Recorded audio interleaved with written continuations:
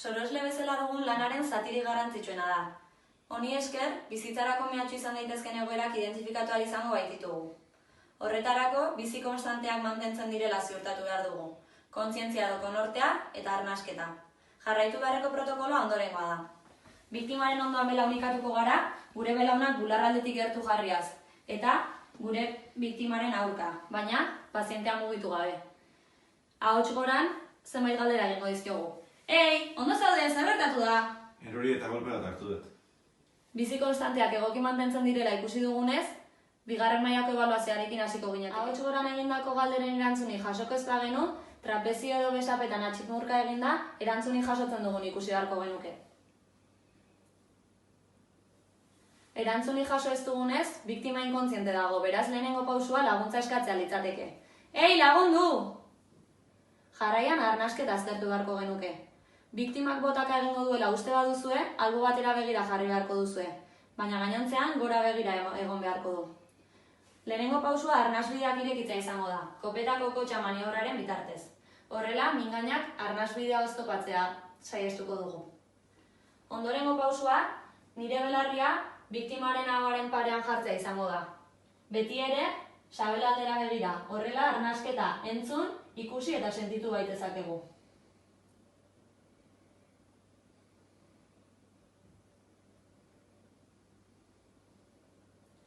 10 segunduz arnasketa egiten duela ikusi badugu, alboko segurtasun posizioan jarri beharko dugu.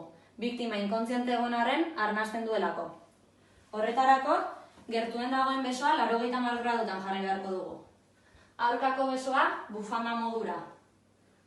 Aurkako belauna bildu, eta belaunetik eta sorbaldatik gure aldera ekarri beharko dugu. Eta horrela, biktima alboko segurtasun posizioan egongo litzateke.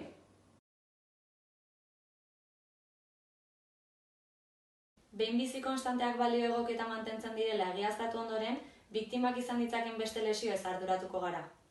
Eta ezkutuko lesioren bat duen ala ez begiratuko dugu. Hasteko, biktima edo lekukoei zer gertatu den galdetuko diegu, eta esaten duten guztia arretaz entzungo dugu. Jarraian, biktima lasaitu eta gure asmoen berri emango diogu. Eta azkenik, biktima miatzen hasiko gara, burutik hasi eta oinetaraino, maniobra egokiak eginez. Hasteko garezurreko hausturarik duen ikusiko dugu. Belarritik eta sudurretik odol jari horik duen, edota begien inguruan hematomarik duen. Jarraian, azal zurbila, hotza eta izerritua duen ikusiko dugu. Shock egoeran dagoen ala ez alegia. Gero, buruaren edo aurpegian zauririk duen ikusiko dugu. Ea begien lesiorik edo sudur eta masaiezurreko hausturarik duen. Eta azkenik, lepoa arakatuko diogu suabe-suabe, deformaziorik edo min punturik duen ikusteko. Hasteko, zauririk edo deformaziorik dagoen ikusi behar dugu. Honez gain, arnasketaren mugimenduak baloratu behar ditugu, arnasteko zailtasunik dagoen ala ez. Gainera, sabela biguna edo gogorra dagoen ikusi behar dugu.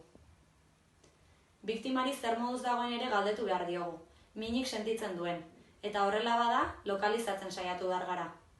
Azkenik, barruko lesioak egon daitezkela pentsatu behar dugu. Kasu honetan, odoletan dagoen zauririk, puntu mingarririk, kontusiorik, deformaziorik edo hausturarik dagoen ikusi behar dugu. Gainera, gorputzadarraren sentikortasuna eta mugikortasuna baloratu behar ditugu. Bigarren mailako ebaluazioarekin amaitzeko, garrantzitsua da biktimak adierazgarri medikorik duen ikustea. Besteak beste, alerta medikoko informazio txartelik, eskumuturrekorik edo lepokorik duen. Hauei esker, informazio ugari eskuratu gaitezakegu. Organo emailea den, bihotzeko arazorik duen, hipertentsoa den, diabetesa duen, botikaren baten kontrako alergiarik duen,